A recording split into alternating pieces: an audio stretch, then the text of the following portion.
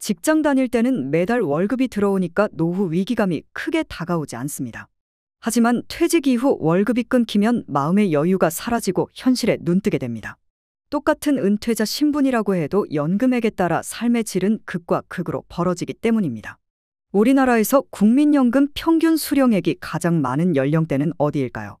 보험개발원이 2022년 국민연금 통계연보를 분석한 자료에 따르면 국민연금 수급자 중에서 1959년생 돼지띠 남성들의 월 평균 수령액이 81만 6천 원으로 가장 많았습니다. 47년 돼지띠 선배들과 비교하면 2배 많고 전체 가입자들 평균보다도 40% 많습니다. 2위는 58년 개띠 남성들로 월 평균 수령액은 76만 8천 원이었습니다. 올해 59년 돼지띠들의 월 평균 연금액은 부양가족이나 감액 등의 변수가 없다면 86만 원 정도일 것입니다. 작년 소비자 물가 상승률이 반영되면서 올해 국민연금이 5.1% 증액됐기 때문입니다. 내년에도 고물가로 인해 연금액이 늘어나게 되는데 정확한 수치는 내년 1월에 나오지만 대략 3.6% 정도 증액될 전망입니다. 그러면 59년 돼지띠의 평균 연금액은 월 90만 원에 육박합니다. 1959년 돼지띠들은 전쟁의 폐허에서 태어난 베이비붐 세대로 대한민국 경제 발전을 이끈 산업 여군들이 많습니다. 통계청 자료에 따르면 1959년 출생아 수는 98만 명입니다. 59년생의 연금액이 가장 많은 건 왜일까요? 김동엽 미래에셋 투자와 연금센터 상무는 국민연금을 많이 받으려면 가입기간이 길어야 하는데 59년 돼지띠들은 20대 후반에 국민연금 제도가 시작됐다면서 이 세대는 연금 가입기간이 30년 정도로 긴데다 소득 대체율이 70%였던 시기와 근무 기간도 겹치기 때문에 다른 연령대에 비해 연금액이 많은 것이라고 말했습니다. 연금 지갑이 두둑한 59년생 돼지띠들이 수급자 대열에 진입하면서 올해 국민연금에선 각종 신기록이 쏟아졌습니다. 국민연금으로 월 200만 원 이상 받는 은퇴자들이 급증한 것이 대표적입니다. 월 200만 원 이상 국민연금 수급자는 지난 8월 기준으로 1만 6,982명에 달했습니다.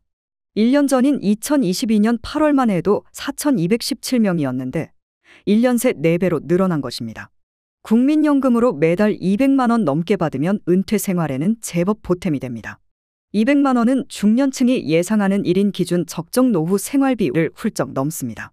현장에서 연금 컨설팅을 하는 은퇴 전문가들에 따르면 대기업에서 장기 근속하고 퇴직하는 직장인들 중에서 국민연금으로 월 200만 원 넘게 받는 사례가 늘고 있다고 합니다.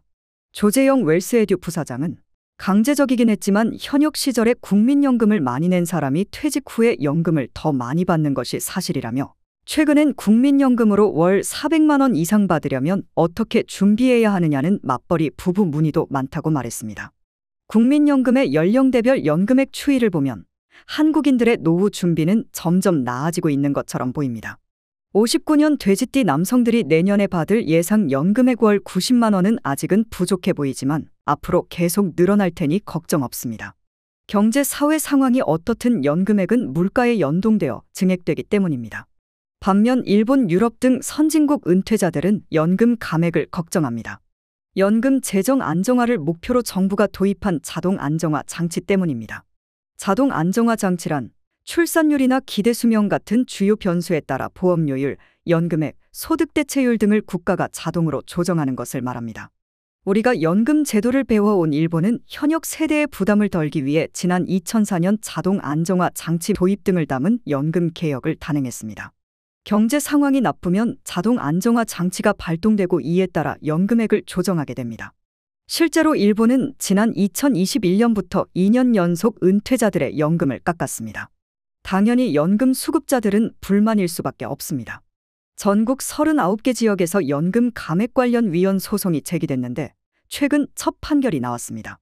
일본 최고 사법기관인 최고재판소는 이날 효고연 수급자 95명이 국가를 대상으로 낸 소송에서 연금 감액은 합헌이라는 판결을 내렸습니다. 최고재판소는 판결문에서 연금 제도는 세대 간 공평을 꾀해야 하며 연금 감액은 재정 기반의 악화를 막고 제도의 지속 가능성을 확보하기 위한 관점에서 보면 불합리하지 않다면서 최저한의 생활을 누릴 권리를 보장하는 헌법에도 위배되지 않는다고 결론 내렸습니다.